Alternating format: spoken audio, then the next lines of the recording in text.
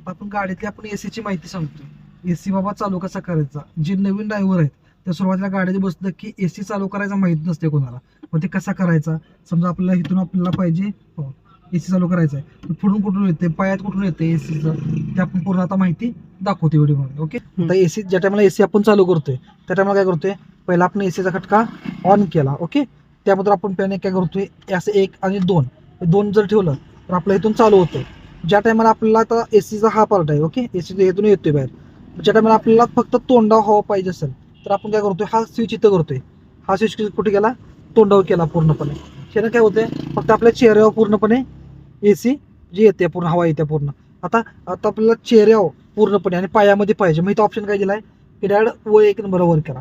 हा सिम्बॉल आहे ते पूर्ण वर करायचा. हा सिम्बॉल केला त्यातून काय होतंय, समोर पण येते आणि पायातून आपल्या पूर्णपणे होत्या. आता पूर्णपणे आपल्या पायातच पाहिजे पूर्ण एसी.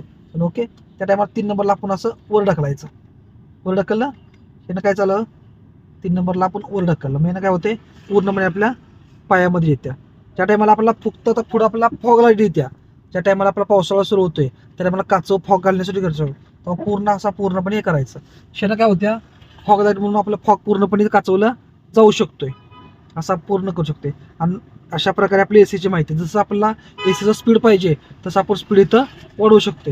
ही झाली आपली एसीची माहिती. अशा प्रकारे एसी चालू करायचा. पूर्णपणे ज्या टायमाला आपण घाट सेक्शन असणार आहे त्या टायमाला एसी चालू करायचा नाही. पूर्ण घाटातून बाहेर चढ पूर्ण काढल्यानंतर पूर्ण एसी चालू करायचा, जेणेकरून आपल्या इंजिनवर लोड पडत नाही. ओके.